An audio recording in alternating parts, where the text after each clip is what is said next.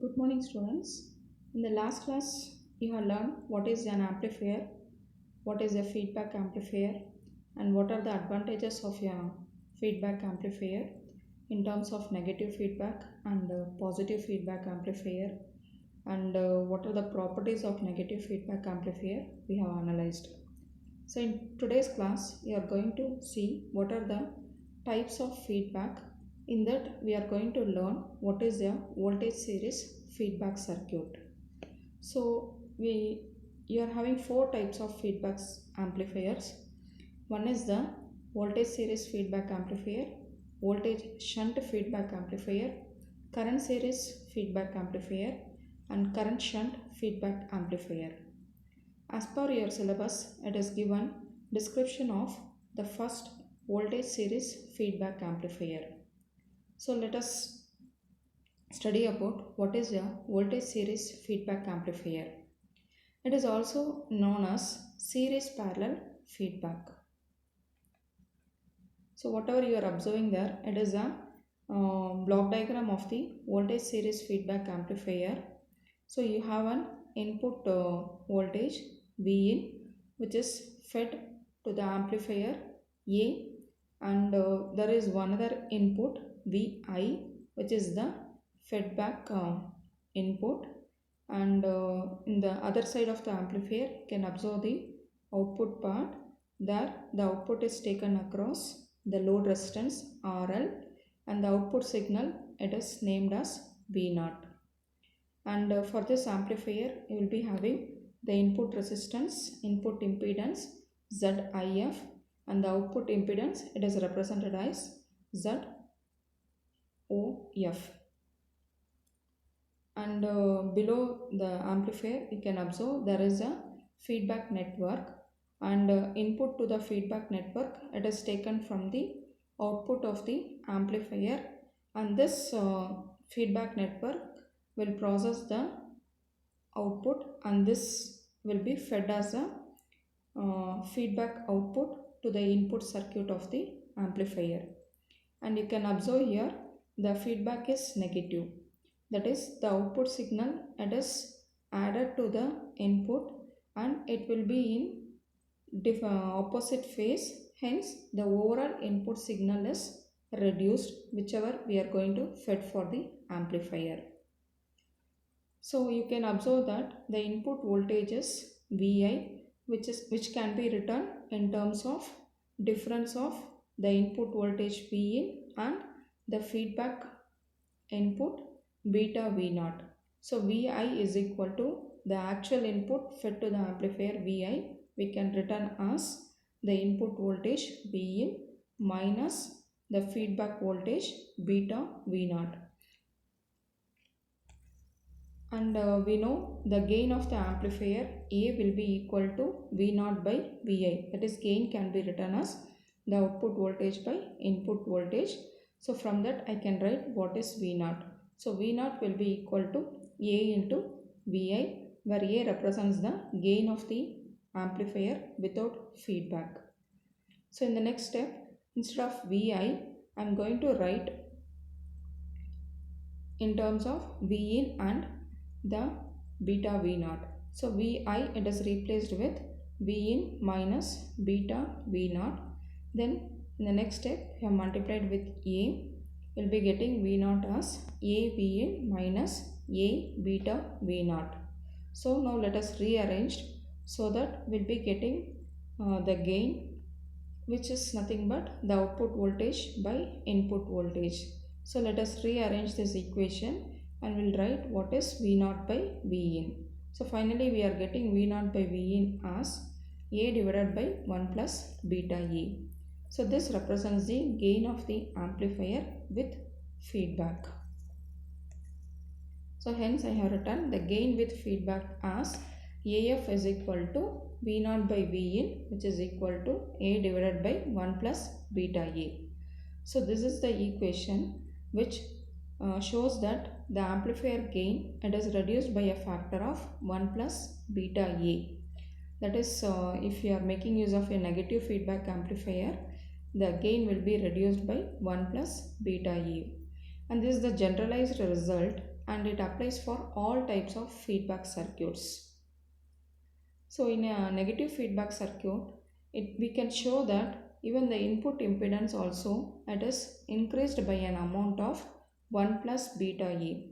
That is the input impedance with feedback, it is represented as ZIF, which is equal to the normal input impedance ZI multiplied by 1 plus beta A, and it seems to be increased. And the output impedance with feedback, it is represented by ZOF, that is the output impedance with feedback, it is seems to be Z0 by 1 plus beta A. So here the output impedance is decreased by an amount of 1 plus beta A. As already we have seen in the properties of negative feedback amplifier, the output impedance will be reduced. Even here also it is reduced by an amount of 1 plus beta A. So now let us analyze the gain here.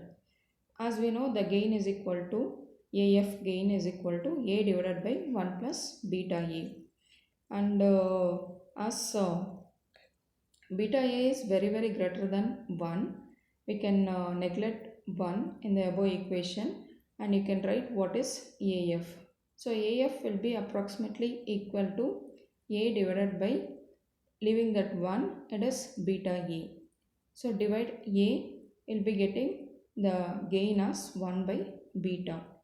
So the feedback gain is independent of the amplifier gain A. That is, it does not depend on the gain of the amplifier. It depends on the gain factor beta.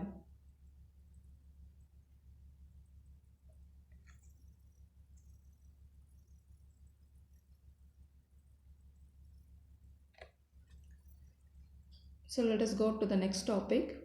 It is about the gain and bandwidth of feedback amplifier. So here we are going to discuss about whenever there is a changes in the gain, what happens to the bandwidth, and if we are making use of the negative feedback amplifier, as already I told, the bandwidth will be increased. So that particular properties of negative feedback amplifier I am going to prove here. So the first thing is the negative feedback amplifier reduces the amplifier gain and it increases the bandwidth. This is what we have studied in the properties of the negative feedback amplifier.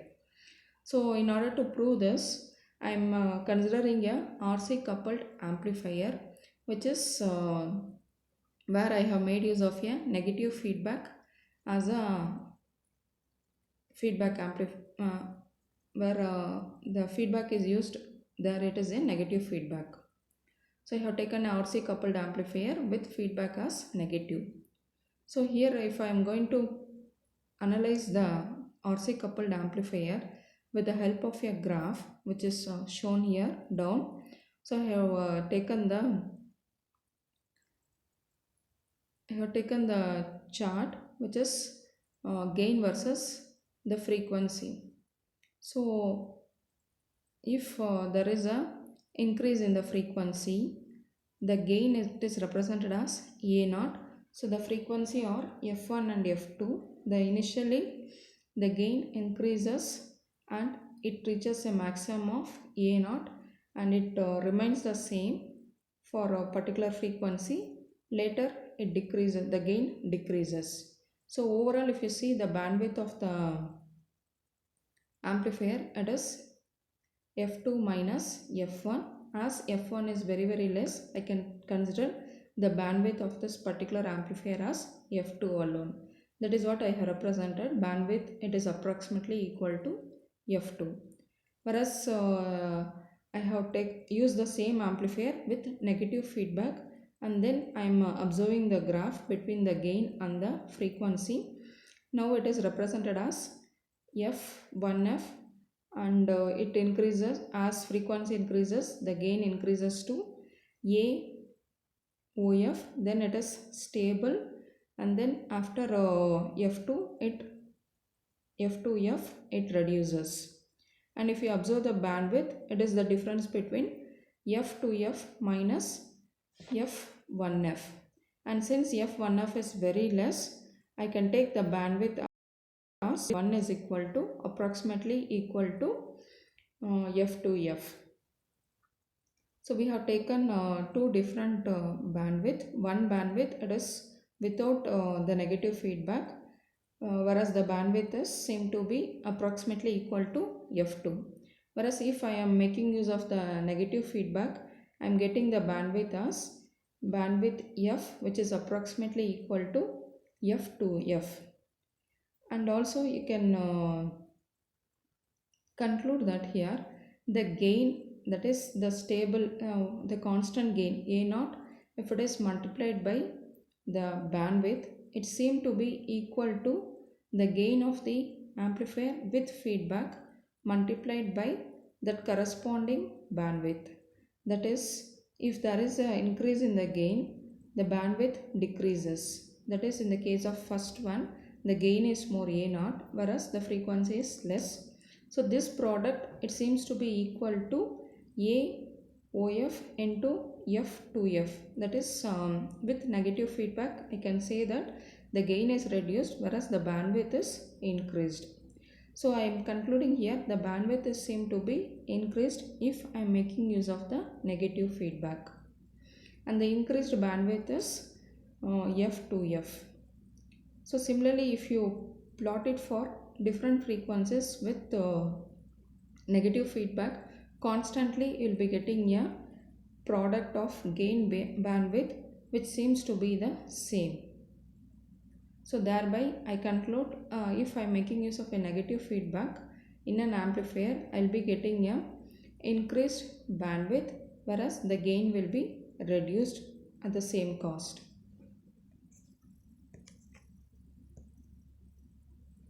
So the last topic is about gain stability with feedback.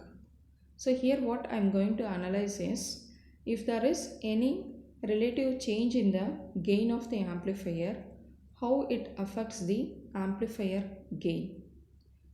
So to start with, I have taken the feedback gain AF, which is already we have proved it is equal to A divided by 1 plus beta A for negative feedback amplifiers. So now let us differentiate this above equation with respect to the gain.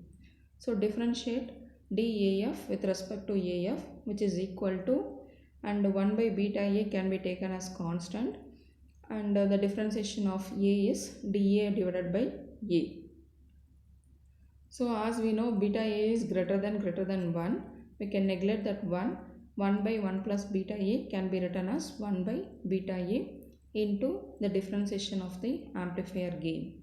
So this final equation shows that if there is a relative change in the gain, that is dA by A, if there is any relative change in the gain in the basic amplifier, it reduces the overall gain of the feedback amplifier by an amount of beta A. That is, the overall gain, it is reduced by an amount beta A. See, this is what I want to conclude here. So if there is any changes in the gain, it affects the overall gain of the feedback amplifier by an amount of beta A. Okay, this is about the feedback amplifiers.